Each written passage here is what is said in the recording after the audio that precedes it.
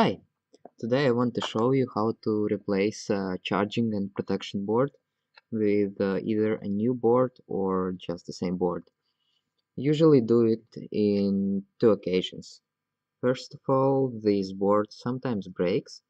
It's usually the protection part, and then it starts just disconnecting the battery from the phone, and that's very annoying because the phone turns off on random occasions. And then you can also install an add-on like this one, which not only has the charging and protection parts, but also has this beautiful chip, which allows you to get console access through this micro USB port. And so what I'm going to do is I'm going to show you how to remove a charging and protection board from the backboard, and then install a new one in its place.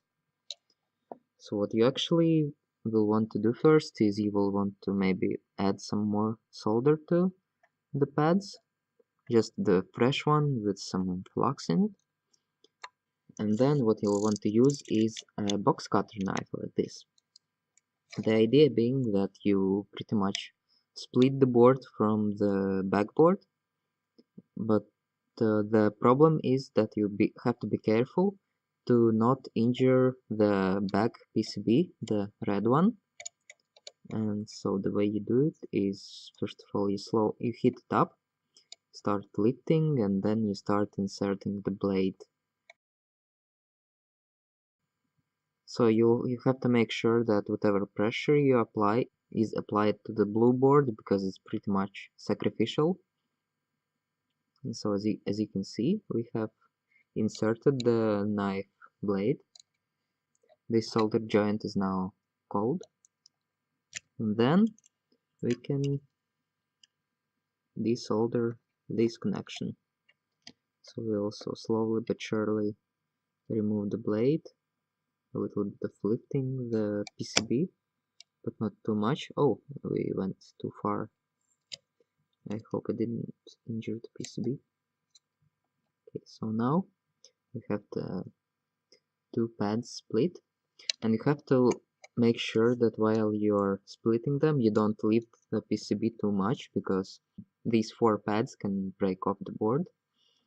And now what you can actually do is lift the PCB like this, but be careful. This pad is especially susceptible to breaking. So what you might actually do is insert your blade like this under these two pins and desolder them as well.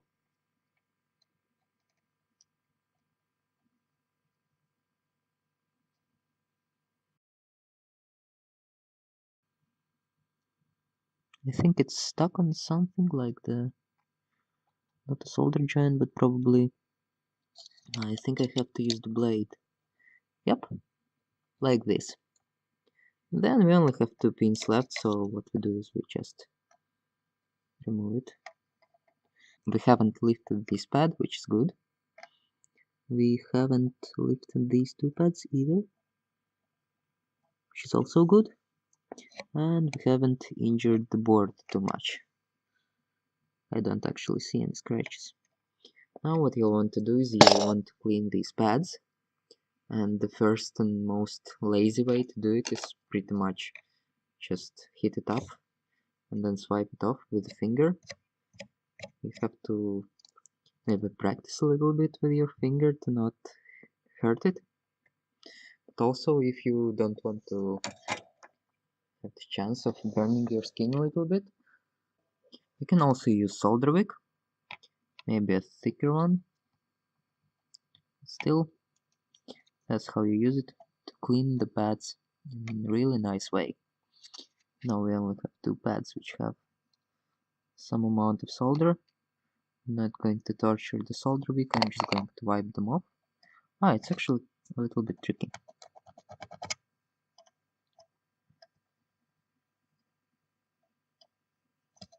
Okay, this one I'm not going to be able to. So let's just install the replacement board. First of all, oh, there is a little scratch here. That's sad. But either way, you have to make sure that there's like no random, like, solder on the board, just remove it like that. If you have any of that left, then you make sure that there is no solder under it. You place the board like this, then you solder.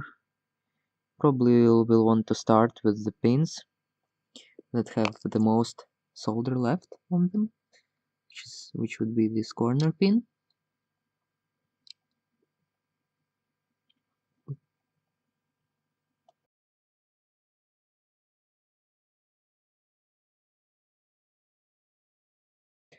While you're heating up the first pin, you have to make sure the board is aligned so that the USB connector is not diagonal like that, but is straight and perpendicular to the board.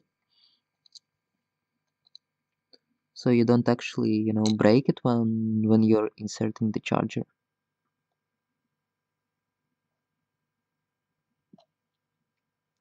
Yeah, it's probably going to be fine.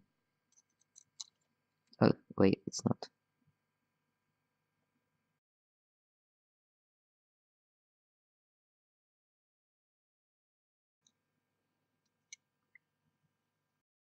Okay, we have the board positioned and aligned. Now what we do is we continue soldering the pads.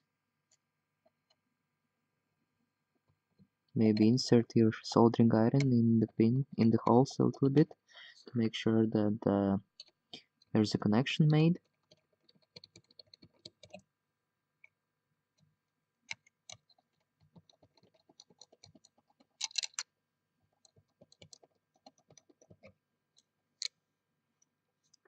The next thing you'll want to do is add a little bit of solder to these two pins, because the solder, while you were adjusting the board, probably is not as good after all this heating.